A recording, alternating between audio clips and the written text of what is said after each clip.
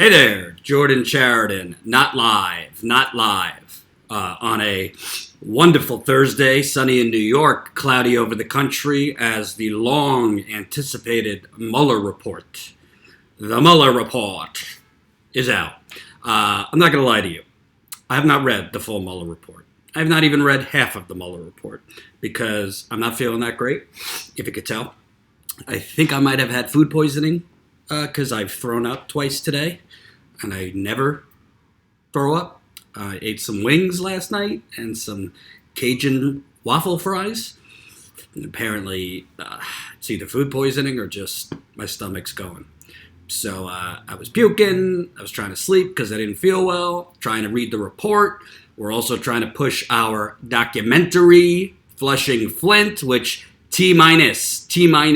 If you're a member, Status Coup member, T-minus 2 days. You will get it on Saturday, April 20th, if you're a Status Coup member. That's statuscoup.com/join. Everybody else will get it April 23rd, which is Tuesday. And remember, if you're a member, statuscoup.com/join, you're going to get it for free. If you are not a member, you snooze, you lose. There will be a small rental fee or a purchase fee on Tuesday. You could go to www.flushingflint. Look at this website that Jen made. Go to www.flushingflint.com and you can see the trailer right there.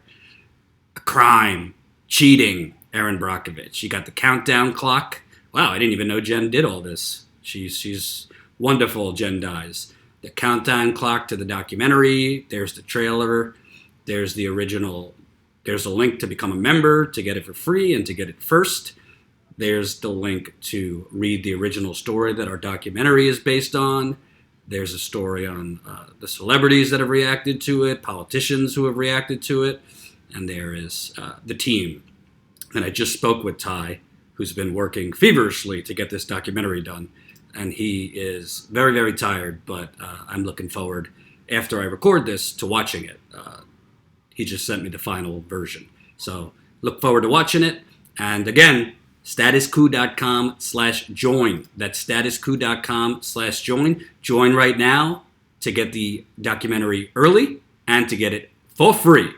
$5 a month, $10 a month, $20 a month, or $179 annually. And I should tell members, now that Ty is going to be done with the documentary, we're definitely going to be having him do a little bit more members-only content too, to kind of spruce up our offerings just for members. Right now, you get some great bonus stuff. We want to beef that up and do more for our paying members. And when I say members, by the way, everything for members, you also get if you're a patron. So if you're a patron to Status Coup, you're also going to get the documentary free as well as early. So we prefer people who are not anything yet to become members rather than patrons.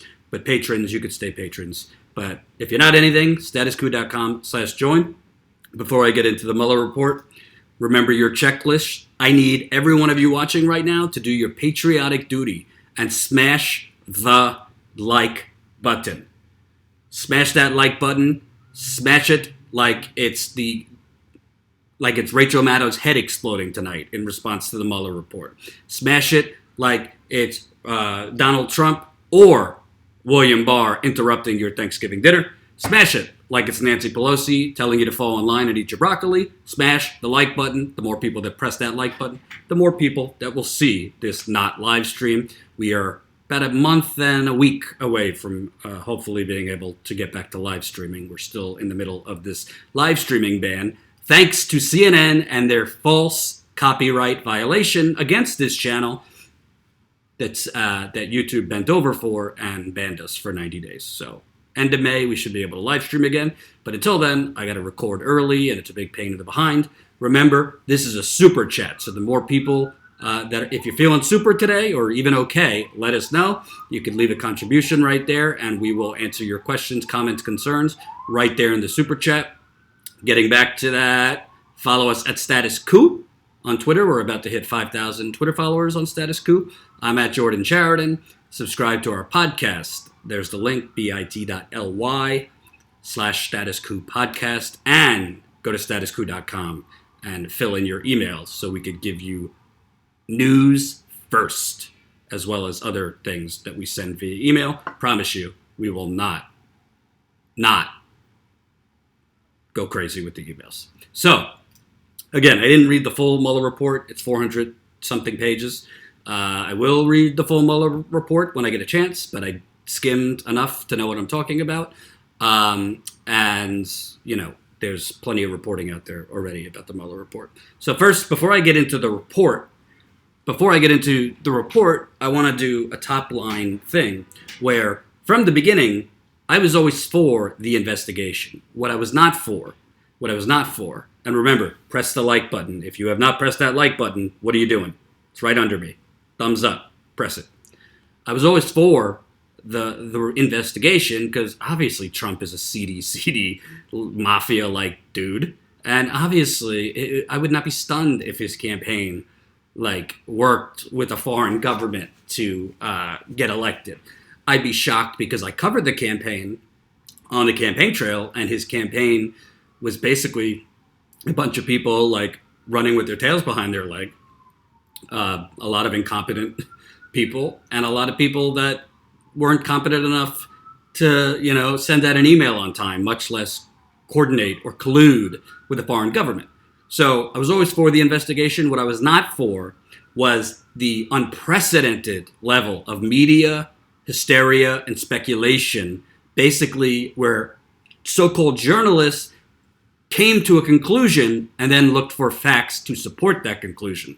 I was not for segment after segment, show after show, day after day, week after week, month after month. All this speculation, the walls are closing in on Trump and all this stuff. When Flint still doesn't have clean water, 5 years, we're going back there, Ty, me, and Jen next week to cover the 5-year anniversary and for the premiere of our documentary. When you have pipelines going on all over this country and leaking, when you have black men being executed all over this country and police getting off, when you have gentrification running amok. Gentrification is really code for pushing big business and the donors that are the donors that buy off our politicians, pushing out working people out of their communities so they can't live there anymore. So this is why I was against the 24/7 coverage. Now, with that said, reading the report or skimming the report, I mean, I'm not a lawyer. I don't see how any objective person could look at this report and not conclude that President Trump not just obstructed justice, obliterated justice to the point of multiple instances where he made attempts to obstruct justice. And fortunately for him, the only reason he wasn't successful is because the people he was trying to get to do these illegal things didn't do it, because they basically saved Trump from himself. But that doesn't mean there was an intent on his part, and he wasn't giving direction to obstruct justice. As far as collusion, I mean, I read the collusion part pretty intently. There really was nothing in there. There were communications between Trump's campaign and the lawyer in the Trump Tower meeting, but there was really nothing in there that indicates that there was some sinister campaign or coordination or collusion between the Trump campaign and Russian government officials. Really, how I read it was this lawyer, who was a Russian lawyer, I don't know why the Trump campaign would think she's a Russian government official, said, "We have dirt on the Clinton campaign, let's meet." And then when they met, it ultimately didn't actually pan through. There's very few campaigns in America, in political history, that if you're told we have dirt on your opponent and you wouldn't take the call or the meeting, it wasn't like it was an official government official from Russia. You could say, it's kind of seedy that they took this meeting. It's kind of shady. But that's not illegal. And that's not a crime of sinister collusion, the great Cold War reenactment that we've been seeing on Rachel Maddow for the last 2.5 years.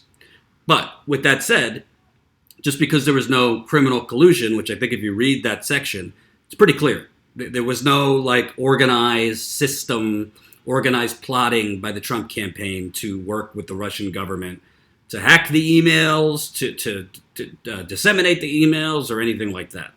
The obstruction of justice is very strong.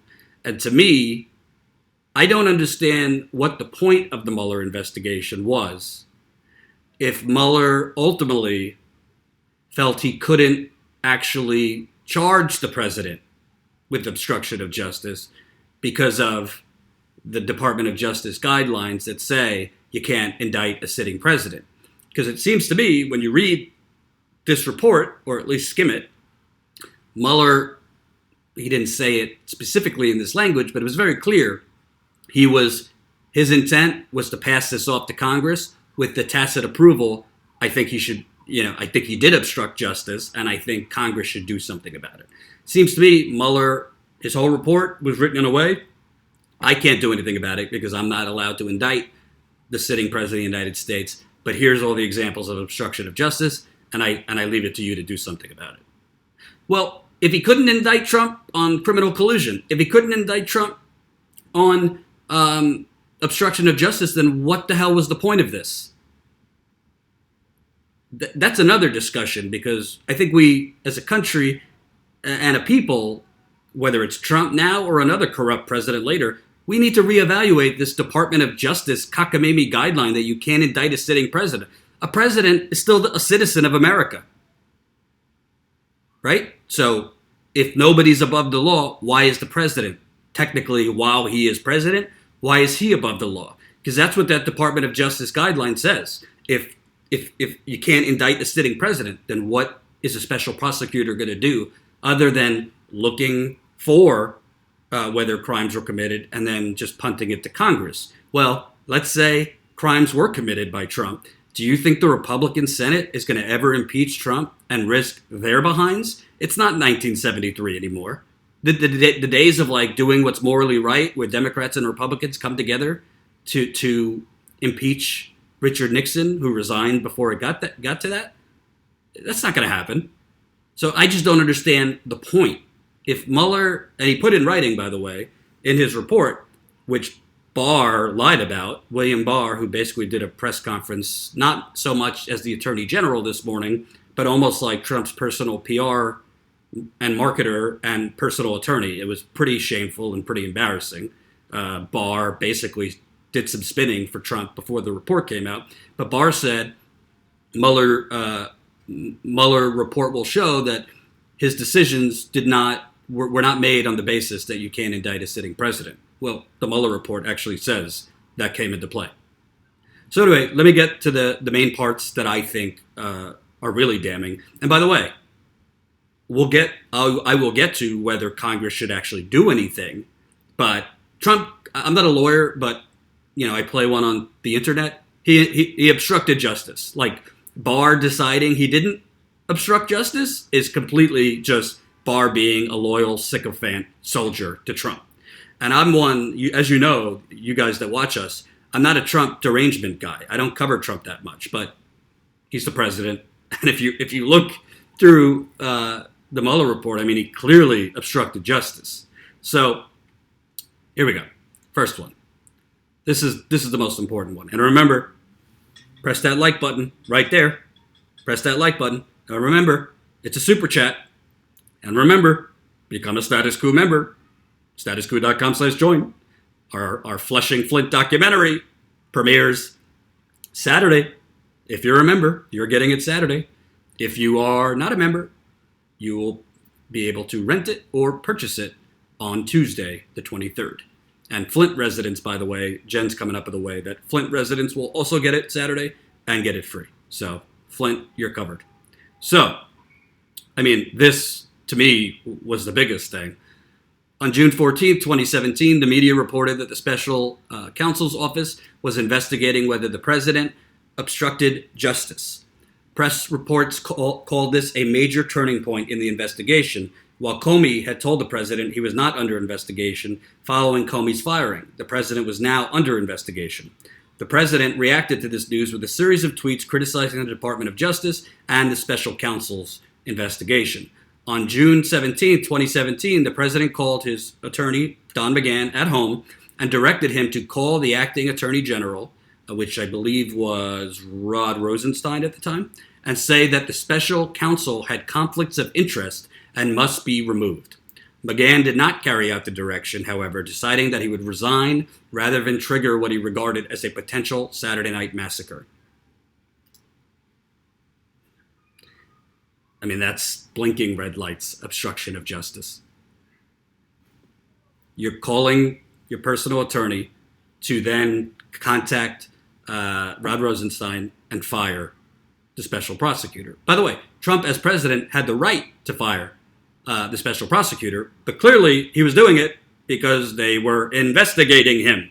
And I want to make clear something. Because I think it's important. Based on press reports call this a major turning point in the investigation, while Comey had told the president he was not under investigation following Comey's firing, the president was now under investigation. So just because Trump was trying to obstruct justice and get the special prosecutor removed doesn't mean he was trying to get the special prosecutor removed to cover up that his campaign colluded with the Russian government. In fact, I said from the beginning, if you recall, if you watched me when I was at the Young Turks, I think the main thing Trump has always tried to cover up is his money laundering through Russian oligarchs, through Saudi Arabia, and other countries. I live in New York. I'm from New York. It's pretty much a known fact that since the 1980s, when he came up as this big real estate mogul, there was money laundering going on, shady deals with the Russian mafia, and many other things like that. So we don't know. I can't get in his mind, but it is possible that Trump was trying to get Mueller removed because he didn't want an investigation, period. Because he did not want anything having to do with Donald Trump and Russia investigated, because if that was investigated, there's a lot underneath that cover when it comes to Trump, money, Russia, and money. So one thing doesn't automatically mean the other. Just because he was trying to get Mueller removed doesn't mean he was afraid of, like, there's some that he did something or his campaign did something to coordinate with the Russian government. I think it was that he was afraid for an investigation, period, because he knows that if they look into his money, if they look into his financial deals with Russia dating back to the 1980s, he might not be indicted while he's the president, but right after he leaves that White House, he's going in that suit, he's going in that jacket. He's going in that jacket, and he's going to a federal penitentiary. If the law applies to powerful people, which, we know that it doesn't apply to the Clintons or anyone else really that makes a lot of money and has bought off the corporations, bought off the judges, and bought off the oligarchy. So he might not actually go to prison. We'll see. So that was one. Don McGann, basically good on Don McGann for not, following up on Trump's efforts to obstruct the investigation and justice. Corey Lewandowski, who never officially worked for the Trump campaign, not the Trump campaign, for the Trump White House. He did obviously work for the campaign as campaign chairman. 2 days after directing McGann to have the special counsel removed, the president made another attempt to affect the course of the Russia investigation. On June 19, 2017, the president met one-on-one in the Oval Office with his former campaign manager, Corey Lewandowski, a trusted advisor outside the government, and dictated a message for Lewandowski to deliver to Sessions. The message said that Sessions should publicly announce that notwithstanding his recusal from the Russia investigation, the investigation was very unfair to the president. The president had done nothing wrong, and Sessions planned to meet with the special prosecutor and let him move forward with investigating election meddling for future elections. Lewandowski said he understood what the president wanted Sessions to do. 1 month later, in another private meeting with Lewandowski on July 19, 2017, the president asked about the status of his message for Sessions to limit the special counsel investigation to future election interference. Lewandowski told the president that the message would be delivered soon.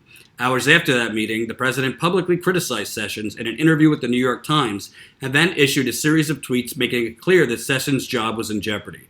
Lewandowski did not want to deliver the president's message personally, so he asked senior White House official Rick Dearborn to deliver it to Sessions. Dearborn was uncomfortable with the task and did not follow through.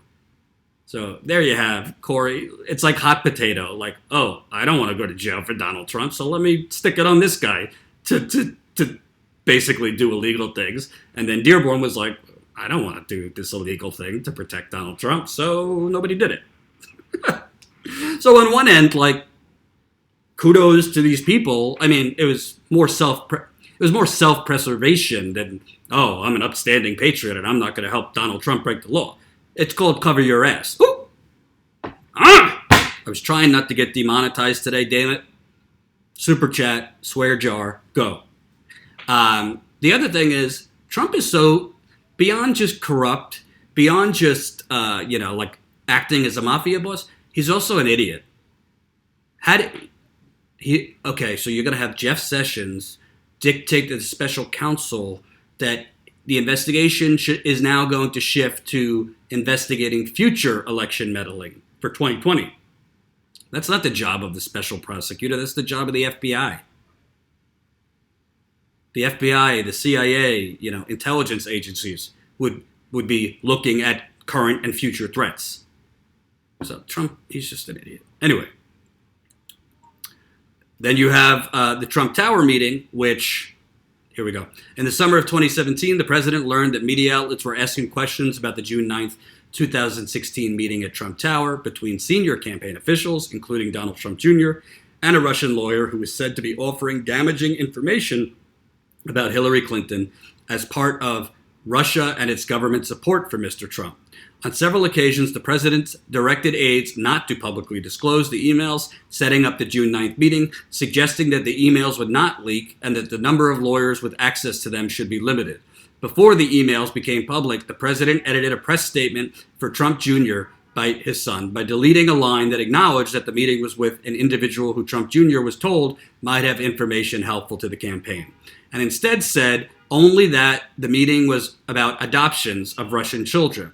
When the press asked questions about the president's involvement in Trump Jr.'s statement, the president's personal lawyer repeatedly denied the president had played any role. So here, again, I think what Trump was really doing, it's just my opinion, I don't know, you can't get in his mind.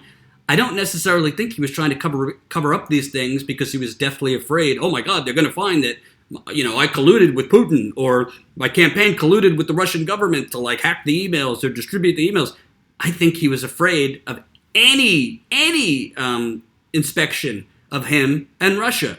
So he didn't want to make it look like he didn't want any information really out there about his campaign meeting with a Russian lawyer that might have ties to the Russian government, because underneath the pot wasn't collusion. He was worried about going to jail for money laundering.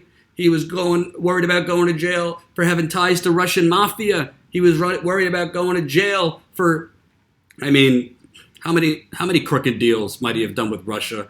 And then first you look at Russia, then you go to Saudi Arabia, then you go to the United Arab Emirates. That's my opinion. But these are all, we should also say, I'm not trying to minimize any of this because it's all illegal. It's all corrupt. It's not anything that's shocking. What I'm telling you, what we're finding out about Donald Trump today, wouldn't shock anyone that has a brain. But it's still, we shouldn't normalize it. This is corrupt intent. This is illegal behavior. It's not so different than what Richard Nixon did. And honestly, Richard Nixon would have not been forced to resign, and he probably wouldn't have been impeached without the tape. The only difference is here, we don't have the tape recordings. If any of this stuff was on tape recordings, Donald Trump would be, him and Melania would dump him on the way out, would be on the first flight out of there because he'd have to resign. So that's the difference here. It's not so different. Him dictating Don McGann to get rid of the special counsel. Him dictating to Corey Lewandowski to make Sessions, send a message to Sessions that he needs to move Mueller off of looking into the 2016 election and start looking into meddling in 2020, which obviously shows that he was lying all along. Well, if he said I don't believe that Russia had anything to do with the meddling in 2016, why would he be telling Mueller to start looking into Russia's meddling of 2020? Obviously, he never believed that. I think the Russia meddling thing was overblown. That, based on, okay, so fake Facebook pages, things like that. Even if you want to say, yes, Russia hacked Hillary Clinton's emails, Podesta's emails and the DNC's emails and this and that. I have thought the narrative that Russia influenced the election, that people in Michigan, that Wisconsin, Pennsylvania, Ohio, that they actually changed their vote or decided their vote based on the DNC leaks, based on Podesta leaks. There's no evidence for that. I've read the exit polls in all of these states, so you don't have to. The number one thing that was the factor for these voters was trade. I'm talking about NAFTA, brought to you by Bill Clinton, endorsed by Hillary Clinton, and immigration. So, but these are not normal things. This is obstruction of justice. These are criminal. These are crimes. And we need to start talking, like I said in the beginning of this not live stream, we need to start talking about what is this cockamamie, ridiculous guideline at the Department of Justice that a president of the United States can't be indicted. Well, if a sitting president of the United States can't be indicted, what's to stop a sitting president of the United States from doing what Trump did? If he can't be indicted, well, you could say, well, he could be indicted after. Well, so what? If the point is to get rid of a criminal president while he is president, well, it's not a guarantee you're going to be able to get rid of a criminal president if that criminal president's party, aka the Republican Party, is in control of the Senate. Again, it's not the 1970s. You're not going to have Democrats and Republicans for the good of the country come together to get rid of Richard Nixon, or in this case, Donald Trump, because the Republican Party is afraid.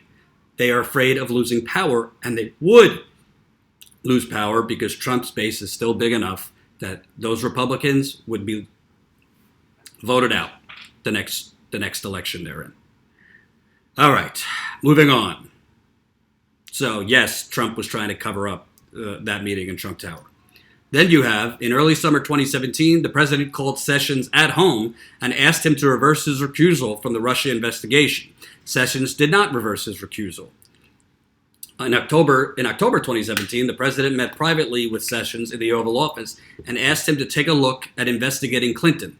In December 2017, shortly after Flynn pleaded guilty pursuant to a cooperation agreement, the president met with Sessions at the Oval Office and suggested, according to notes taken by a senior advisor, that if Sessions unrecused and took back supervision of the Russia investigation, he would be a hero. The president told Sessions, "I'm not going to do anything or direct you to do anything. I just want to be treated fairly." Come on.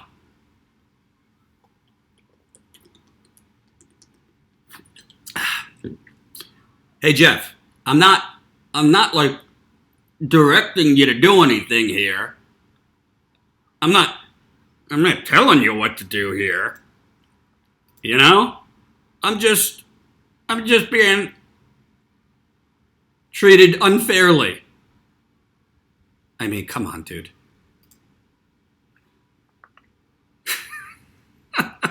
President told Sessions, "I'm not going to do anything or direct you to do anything," wink, wink. "I just wanted to be treated fairly," wink, wink. In response, Sessions volunteered that he has never seen anything improper on the campaign and told the president there was a whole new leadership team in place. He did not unrecuse. So there you have, again, he's trying to get Sessions to act. He's not telling him to do anything or direct you to do anything, but I'm just being treated very unfairly. Trump wanted him to unrecuse. That was the subtle message there. Another one. After he tried to get McGann to remove the special counsel in June 2017, and that McGann had then threatened to resign rather than carry out the order, the president reacted to the news stories by directing White House officials to tell McGann to dispute the story and create a record stating he had not been ordered to have the special counsel removed. So the news reports started coming out that Trump had ordered McGann to get rid of the special the special counsel, and Trump wanted McGann to go out and lie and say that's not true. McGann told those officials, that the media reports were accurate in stating that the president had directed McGann to have the special counsel removed. The president then met with McGann in the Oval Office and again pressured him to deny the reports. In the same meeting, the president also asked McGann why he had told the special counsel about the president's efforts to remove the special counsel and why McGann took notes of his conversations with the president. McGann refused to back away from what he remembered happening and perceived the president to be testing his mettle. So, first, you ask McGann to get rid of the special prosecutor, then you ask McGann to deny you did that, and then you ask McGann, why are you taking notes? Because President Trump, for those of you that don't know, he doesn't have an email account, he doesn't send emails, he doesn't send text messages, and he doesn't like people making notes because mafia bosses want no written trail. They want no trail, period. And, good on Don McGann, whether it was courage and patriotism or just cover your own ass, he didn't do it. This is actually one that helps Trump and kind of knocks down the collusion theory because, there were all these media outlets, including Rachel Maddow as her head. Honestly, I don't watch Rachel Maddow, but I kind of want to watch tonight because I think there's a possibility that there will be live broadcasting history. I believe Rachel Maddow's head might explode in front of our very eyes. That's pretty entertaining. It might.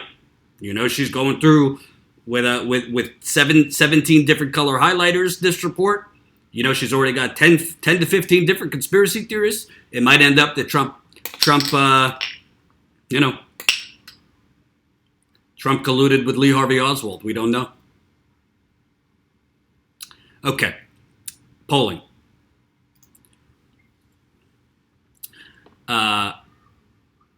They said that Manafort had shared polling data of the Trump campaign with a Russian oligarch, and that was collusion.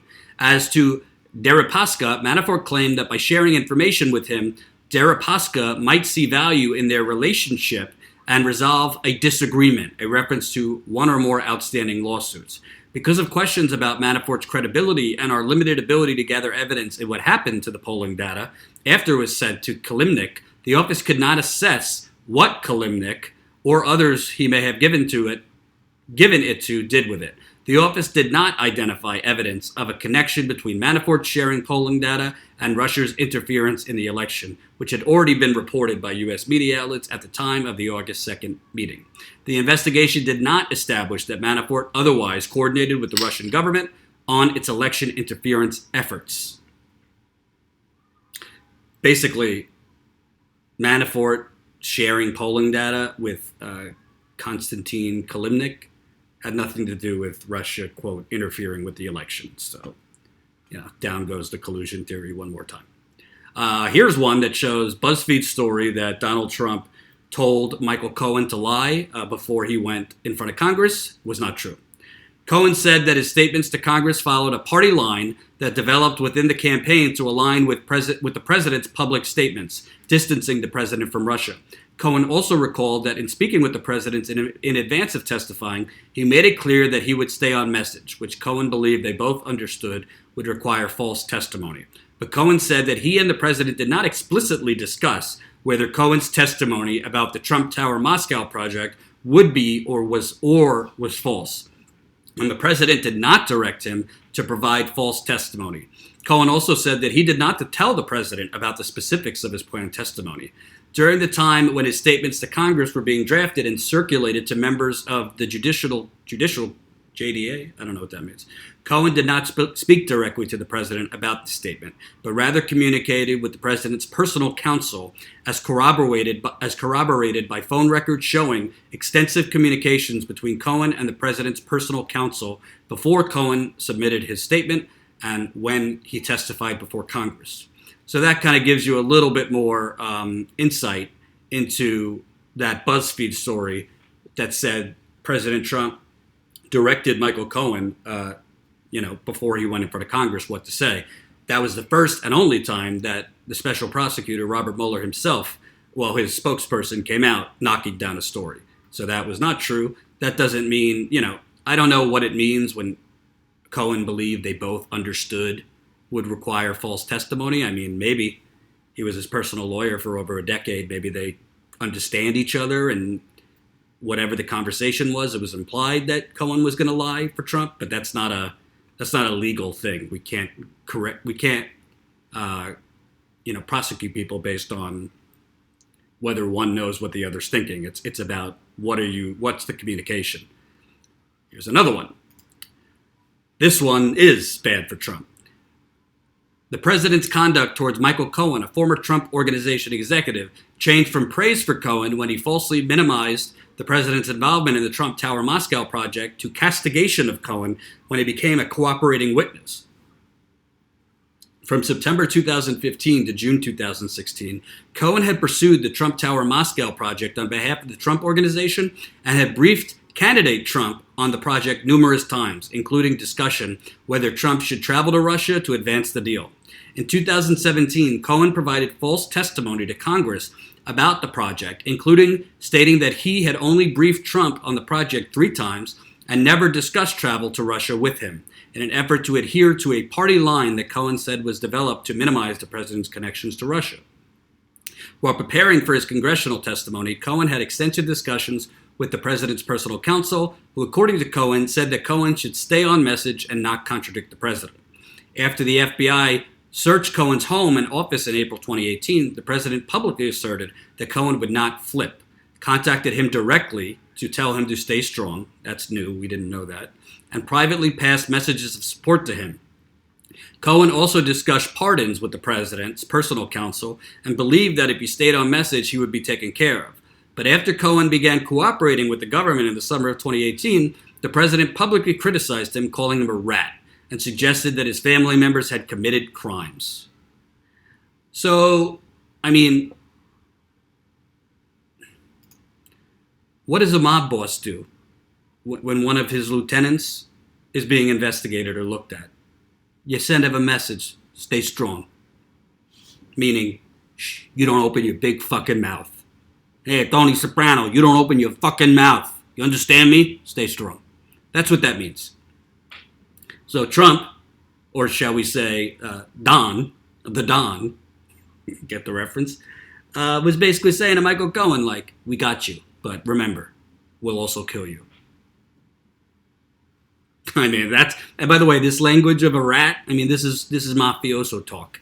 So let's not sugarcoat it. Donald Trump is a corrupt mafia figure.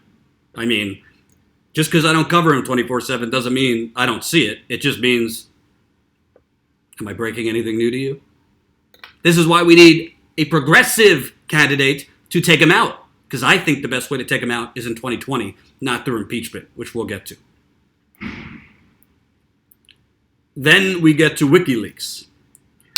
This, I will say, I am 120% against Julian Assange's arrest. I am 150% against him being indicted, but that doesn't mean I agree with everything Julian Assange or WikiLeaks does. And this I found troubling. On July 6, 2016, WikiLeaks again contacted Guccifer 2.0 through Twitter's private messaging function, writing, "If you have anything Hillary related, we want it in the next 2 days, preferably because the DNC is approaching and she will solidify Bernie supporters behind her after." The Guccifer 2.0 persona responded, "Okay, I see." WikiLeaks also explained, "We think Trump only has a 25% chance of winning against Hillary, so conflict between Bernie and Hillary is interesting." I'm going to keep it real. He was trying to create conflict between Bernie and Hillary, so Bernie supporters would not, go and rally around Hillary.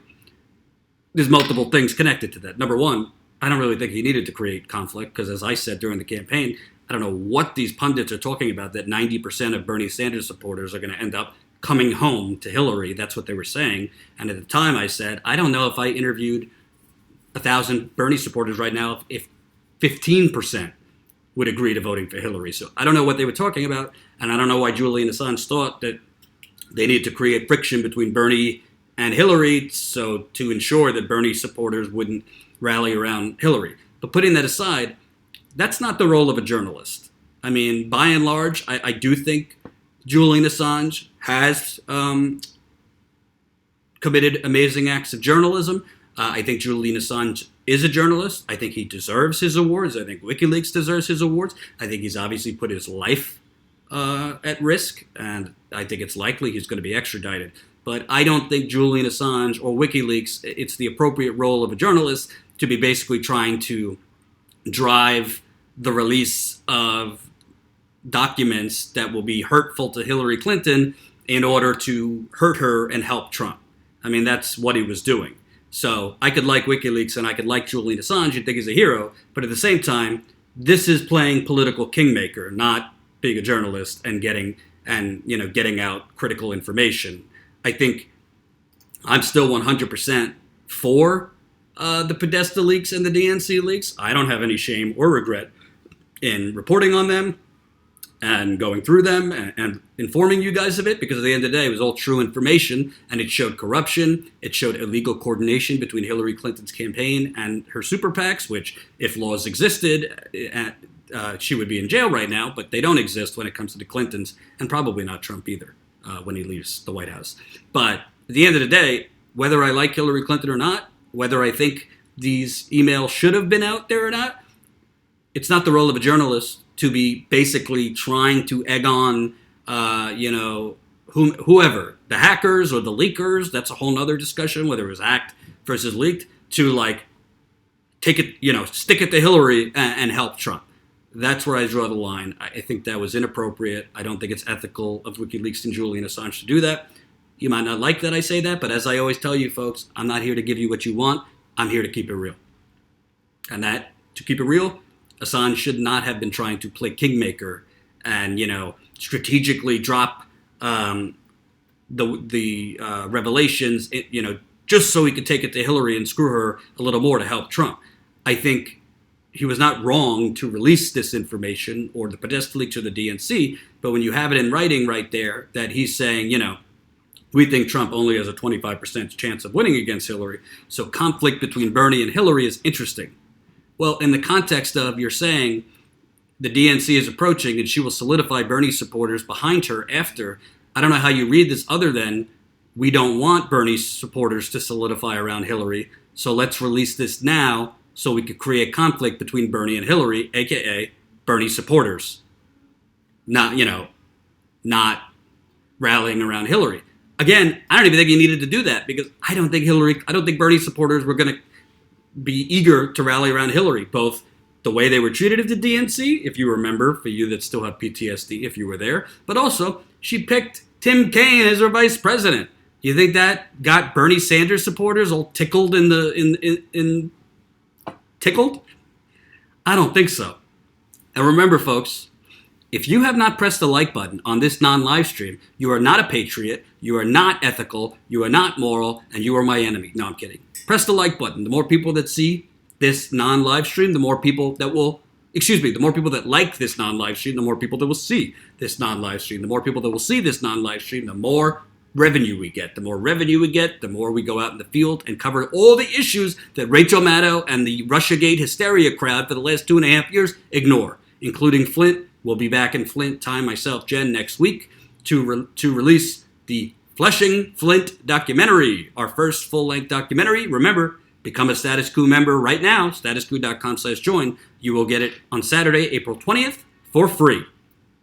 Statuscoup.com/join. You can become a member as low as $5 to $10 a month. Ooh, do I want that documentary free? Luckily, I am a member to Status Coup, so I will have it free, and I will have it first. I'm actually going to have it today, right after I record this, because Ty just sent it to me. Don't you want to see it? So, there's obviously, I didn't read the whole report, so those are, I picked up the major things. When I have time, I'm going to go through more. There might be major things that I've missed, but those are the things that I felt were the most important. So a few things. I basically skipped over the whole section of Russia targeting people through Facebook, Twitter, and all these things, because I don't give a shit. Some people do. I don't care. I mean, the United States does propaganda on social media. In other countries, the United States has interfered in other countries' elections, including Russia. If you want to follow Matt Taibbi with Rolling Stone, he was a journalist in Russia during the 1996 election, and the United States basically elected Boris Yeltsin through our meddling in Russia. So I don't really care if Russia created fake Facebook pages or, the report talked about rallies that fake Facebook pages organized that like 10 people went to. Come on. I mean, this did not elect Donald Trump. So I skipped over that part. The collusion part I talked about in the beginning. I never thought there was any substantive proof that there was collusion. I don't think the Trump campaign, being that I was on the campaign trail, was smart enough to do that. And honestly, I don't think, at the end of the day, I don't even think Donald Trump was running for president to become the president. So you would have to determine that Donald Trump desperately wanted to win. And because of that, he was willing to go to any lengths possible. I don't think that was actually it. I don't think Donald Trump actually wanted to win, probably till later in the campaign when he thought it was even possible. I think Donald Trump, pretty much up until the convention, maybe a little bit after that, thought there was no chance he would win. And Donald Trump, because he's a megalomaniac narcissist, just loved the attention, he loved the ride, and he was preparing with Roger Ailes, former Fox News president and epic degenerate, who's now dead. They were planning for Trump TV after Trump lost. I mean, there's reports that Melania Trump was literally bawling. She was sobbing when Trump won. They were all in shock that he won. So you would have to assume he wanted to win to go the lengths to collude with the Russian government. I never thought it was about that. I always thought Trump was trying to muddy the waters, say no collusion, end the investigation, because there's ample evidence. Oh, I'm sounding like Donna Brazile. There's ample evidence. There was ample evidence of money laundering, which I think the Southern District of New York is where the action's at, because they have the goods on Donald Trump. His business deals, his company's deals, his children's deals with Russia, Saudi Arabia, United Arab Emirates, probably Israel too. But my takeaways, and I'm sure we'll do more, and Jen is going through the report, but we're all trying to balance many things because we're also marketing the documentary, and I went on 3 shows yesterday. Thank you to Jimmy Dore, who had me on. You could go watch my interview with the great friend to Status Coup, Jimmy Dore. I was also on with David from the Rational National, so thank you, David, for having me on. I was also on with Roland Martin, who is a broadcaster. I think his show's on Twitter, but I don't know. And I'm going on with Jamal Thomas probably tomorrow. Went on with TheHill.com. TheHill.com has an internet show, so I went on with them. I think the interview's going up next week. And I'm trying to go on with as many people as possible, whether it's podcasts, radio, online, TV, whatever, to promote our documentary, which if you have not seen the trailer yet, ooh, child. You know what? I'm going to play the trailer. If you have not seen the trailer to Flushing Flint, I'm reminding you, it premieres for Status Coup members Saturday. Everybody else will get it on Tuesday, but if you're not a Status Coup member, statuscoup.com/join, you will have to rent it for a small fee or purchase it. And for those of you who say, oh, Jordan, it should be free for everyone, this and that. Unfortunately, I want a socialist country, but I am, like you, a prisoner to capitalism. We do need to make money as a company. So we are making it free for Status Coup members. We're going to try to create bonus content for Status Coup members around the documentary, and you're going to get it a few days early. So unfortunately, if you're not a member, if you can't afford $5 to $10 a month to support real independent journalism, we get it, no problem. You could rent it on Tuesday or purchase it on Tuesday, whichever you prefer. Here is the trailer before we get on to the next topic, because I think there is a sinister coup attempt happening among Democratic Party elites to rob Bernie Sanders of the campaign. Stay tuned for that after the trailer. When the water changed color to brown and orange, your administration said the water was safe. When people reported rashes, hair loss, odor, and even sewage, your administration said the water was safe. When Legionnaire's disease began to infect and later kill numerous citizens, your administration said the water was safe.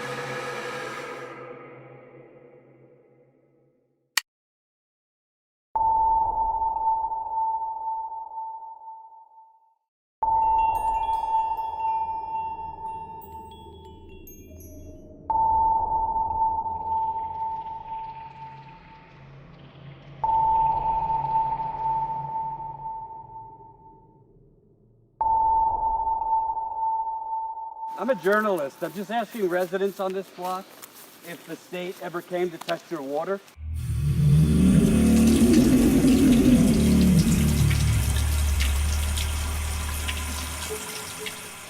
They told me they needed to go to the kitchen sink. That's where they went. They turned the water on, let it run for, like I said, like a minute, and collected their sample. Your results are interesting because 15 parts per billion is the limit. So them telling you to let the water run for that long, that's probably why you were getting such low results. When they did it, do you remember if they turned the water on and took the sample right away, or did they let it run first? They let it run a while. They showed up at my door and they handed me a pamphlet and said, okay, it's safe to bathe in, before they even went in my house. Have you had any problems health-wise since the water switch? Itching, breaking down, stuff like that. My teeth, yeah, so. And I've had pneumonia. Our skin and our hair. I've been getting a lot of boils. Go ahead, get it. Right. Bro, I'm telling you. And I get them like, just bro. And they were worse. My daughter did have a miscarriage. He was at Heritage Manor, went to McLaren, where they had the Legionnaires. My father is dead. They want us out of here. They want to make it a college town, and we are not a fool. We know it. Go up and down the street. Look over there. We have a forest in the dadgum city. We can't drink our water. We can't go outside and play. We ain't got no parks. They're just going in, people who don't know EPA regulations, people that are older, people that are younger, people that are poor, whatever. And they're just right in front of them, cheating to try and get a lower number. So who the hell knows what the real numbers are? You always hear that talking point, well, like 3,000 other cities have worse numbers than Flint. I think what we're getting at here is we probably don't know the real lead levels in Flint because they've been flushing out the lead before they test.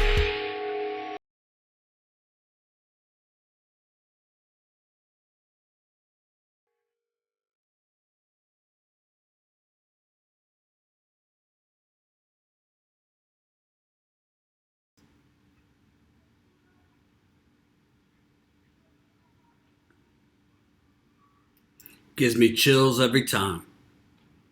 Before I get on to the coup that's underway against Bernie, I want to remind you, what is real independent journalism worth to you? The reason we were able to break this story in Flint, and if you don't know about this story, watch the documentary.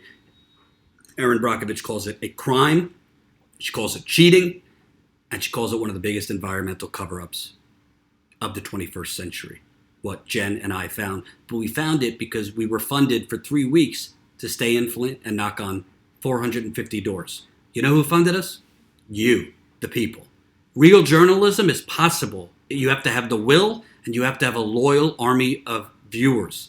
We are not taking shortcuts. We are not funded by plutocrats. We are not funded by Goldman Sachs. We are not funded by ExxonMobil. We don't have any partnerships with Bank of America. We don't have any partnerships with Facebook. We are actually being suppressed by YouTube, Facebook, Twitter, and the whole Silicon Valley mob.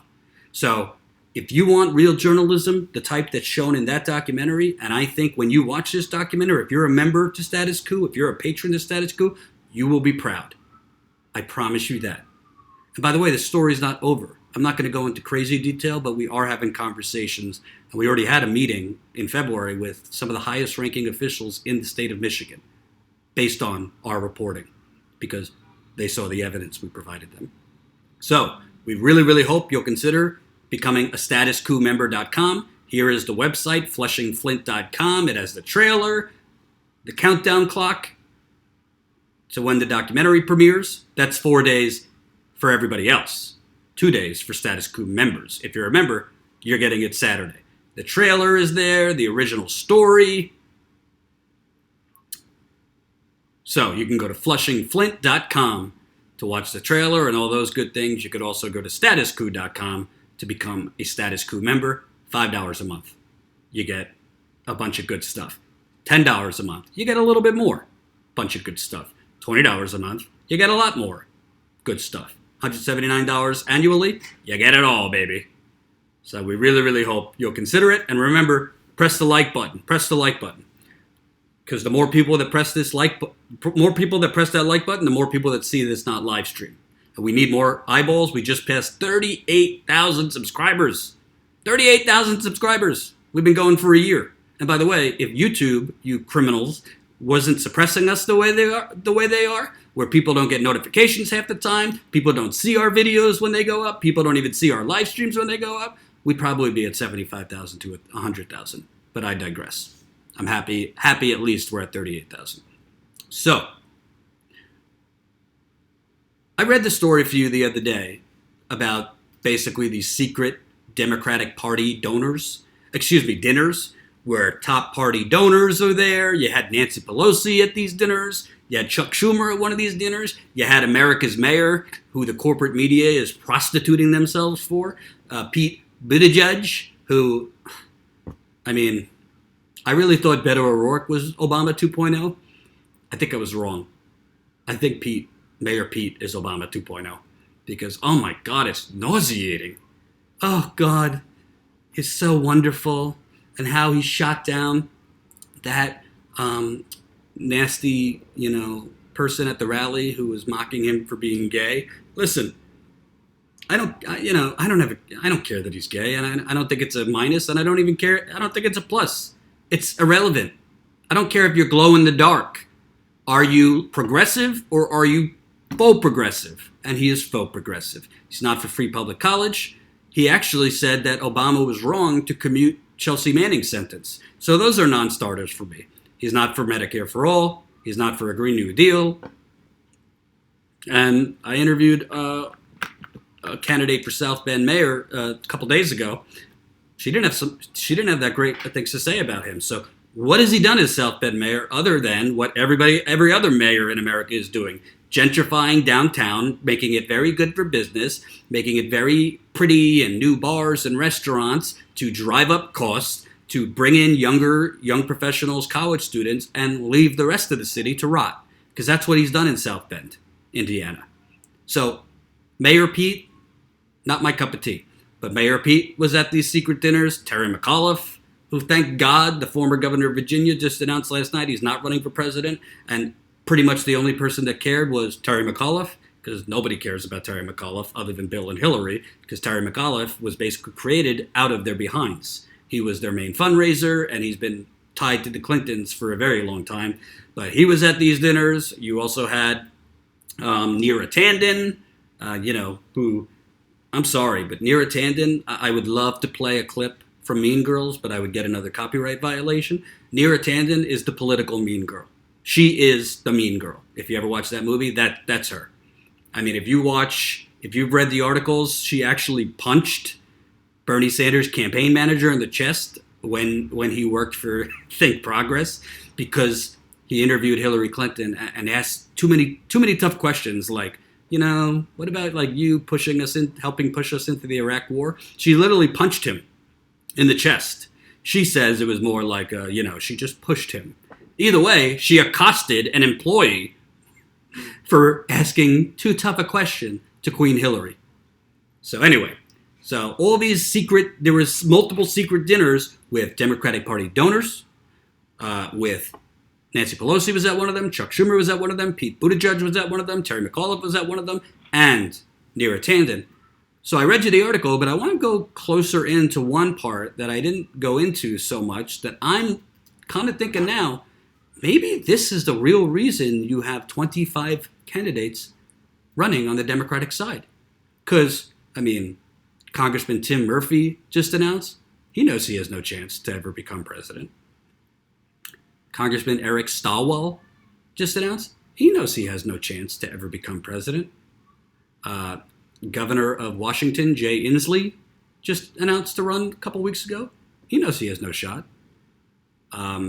Michael Bennet, the Colorado senator, is rumored to be soon to announce. He doesn't have any shot. The majority of people running are quite aware that they don't have a chance to win presidency. And I'm not trying to be like arrogant or elitist or like, a lot of people told Barack Obama he didn't have a chance early on. Like, sure, people could rise, but like a lot of the people at the lower end now know they have no chance. And by the way, I want to issue a correction because a viewer emailed me and got mad at me thinking I was intentionally leaving Senator Mike Gravel out when I did a segment a couple days ago on Bernie Sanders now leading Joe Biden by 5 points in a poll. My eyes just glossed over that Mike Gravel was in that poll. So my apologies. Mike Gravel was at 1% in that poll. And I've tried, if you know anyone associated with this campaign, I've tried to get an interview with the 88-year-old former senator. I'd love to interview him. I think he's super progressive. I'd love to see him on that debate stage. So sorry that I forgot to mention him in that poll. But why would you think 25 people are running? Which brings me to this paragraph. Unlike Republicans who use a winner-take-all primary format, Democrats use a proportional system. So candidates only need to garner 15% of the vote in a primary or caucus to pick up delegates. And even if a candidate fails to capture 15% statewide, he or she could still win delegates by meeting that vote threshold in individual congressional districts. Should no bargain be struck by the time of the first roll call vote at the 2020 convention in Milwaukee, such as a unity ticket between a pair of the leading delegate winners, the nomination battle would move to a second ballot. And under the new rules crafted after the 2016 race, that is when the party insiders and elected officials known as superdelegates would be able to cast a binding vote. The specter of superdelegates deciding the nomination, particularly if Mr. Sanders is a finalist, is highly unappetizing to party officials. Quote, if we have a role, so be it, but I'd much prefer that it be decided in the first round just from a unity standpoint. This is why I was not doing cartwheels like everybody else when this was announced that, superdelegates were no longer on the first round, but they would be in the second round. Because think about it. If you have, in a normal circumstance, right? In a normal circumstance, all right, you could have a lot of candidates running for president, but you can't keep running for president if you're not winning. So most of the time, after candidates do awfully in Iowa and are in 5th or 6th place, or New Hampshire, they start dropping out like flies. This is what happened in the Republican primary. This is what always happens. You have more candidates, and then they do really bad. After Iowa, their money dries up, and they, whether it be because they can't afford it anymore to keep running, or they don't want to get embarrassed, they drop out. But what if there is a concerted motivation among the richest people in America, maybe even the world, but the richest people in America, to make sure Bernie Sanders does not get enough pledged delegates to win on the first ballot at the convention? Well, they would have motivation to keep funding as many candidates as possible to splinter away votes from Bernie Sanders. So if you have more candidates running, that will splinter the vote because the voters will vote for whoever they, like. So in a normal circumstance, you might have a field that's, at, 10 to 12 going into Iowa, and that goes down to 5 after Iowa. And then New Hampshire, you have more people drop out, and then it's really just 3 or 4 candidates. But what if the strategy here is to keep as many candidates as humanly possible in the race against Bernie Sanders past New Hampshire, past South Carolina, past Nevada, all the way into Super Tuesday? Because after Super Tuesday, 40% of the delegates will have already been distributed. What if all these, I'm not a conspiracy theorist, but what if all of these candidates running are kind of a wink-wink? Yeah, stay in the race. You'll have the funding. Also, Bernie Sanders doesn't get the percentages he needs, even if he's winning the primaries. He doesn't get the percentages he needs because it's proportional. It's proportional, like this article says, that he doesn't get enough pledged delegates to automatically become the nominee. And then you have the super delegates, meaning the Terry McAuliffes, the David Brocks of the world. I don't know if he's a super delegate, but Terry McAuliffe was a super delegate. Super delegates are state party bigwigs. Super delegates sometimes are sitting congressmen and congresswomen, but they are not, the bulk of the super delegates are not like progressive America. They are big money, corporate, fossil fuel loving, big bank loving, big pharma loving, Silicon Valley loving, big real estate developer loving Democrats. Or more easily translated, Republicans. You guys might think I'm crazy, but Why else would you have all of these people that have zero chance, and they know they have zero chance to become president, start announcing they're running when there's already 15 or 16 people in the race? Yeah, I guess if you want, you could say, well, maybe they're running because they want to be vice president or something else. Or maybe there's kind of a wink-wink. Hell or high water, we have to stop Bernard Sanders from ever getting an inch, getting within 10 yards of that Oval Office. And the way we're going to do that is we're going to rig the rules, meaning we're going to stop him from winning on the first ballot, because then the superdelegates, i.e. the United Corporations of America, will decide the nominee. And let me tell you something. If superdelegates decide the nominee, even if Bernie Sanders has the most pledged delegates, but in that scenario he doesn't have enough pledged delegates to automatically win on the first ballot. He's in the lead, but he doesn't have enough. If superdelegates decided that, assuming Trump's not impeached, you were going to have one of the biggest electoral landslides in American history. I'm meaning for Trump, he would win by a landslide, because I can't imagine if they screw Bernie, I'd be stunned if even 10% of his voters voted for the Democratic candidate. I really would be stunned, even if it meant another 4 years of Trump. But you just have to think, why are all these people running? It doesn't make sense. There's only so many donors to go around. But if the donors, because I've always said these donors and these Democratic Party corporate hacks, they would rather another 4 years of Trump than four minutes of Bernie Sanders as president. As Bernie Sanders once said, they would rather go down on the Titanic as long as they have first class. So you really have to start wondering, why are all these people running? And was this, we'll give it on the, we'll move superdelegates to the second round so they don't influence the election? Wink, wink. We'll just find a way to make sure Bernie or a progressive doesn't win on the first round. So all this rule and this concession by Tom Perez and the Democratic Party elite was just a smokescreen to try and screw a progressive on the first round, and that's why you have 25 candidates running. And again, we're not even done yet. There's still rumors that more people are going to come in. And by the way, let's not even forget Howard Schultz as a factor.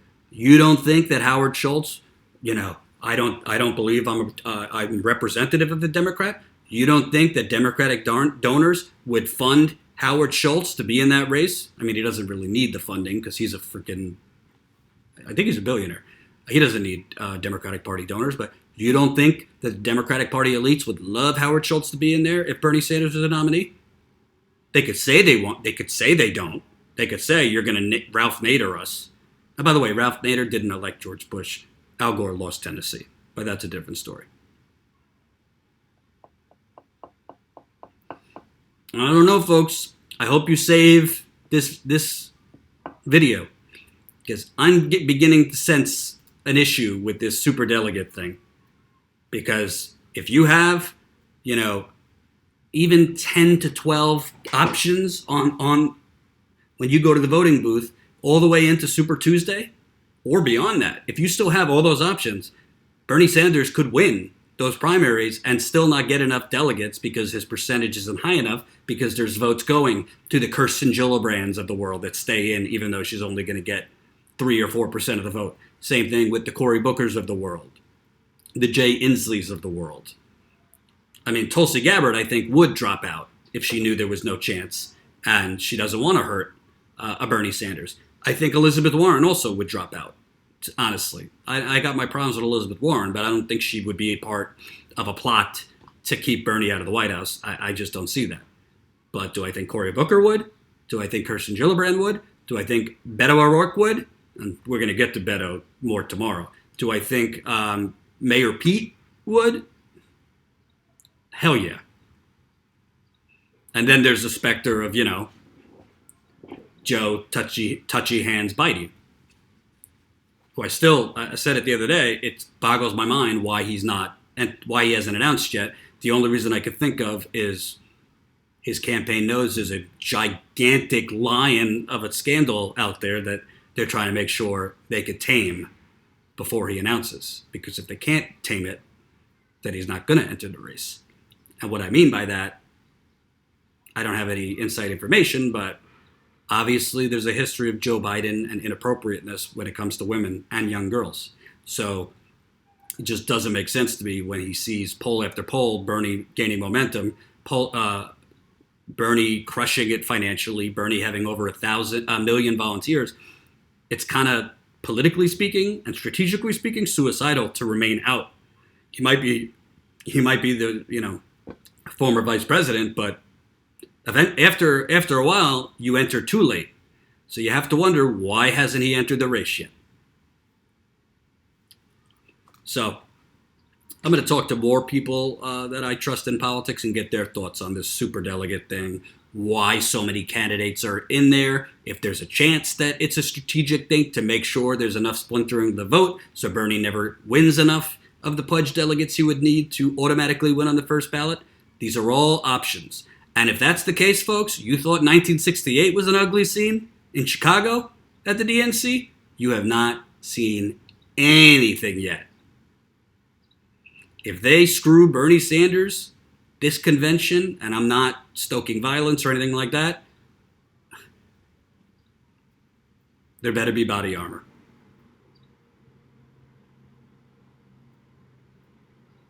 Thank you for watching. One more reminder. Countdown, T-minus 2 days.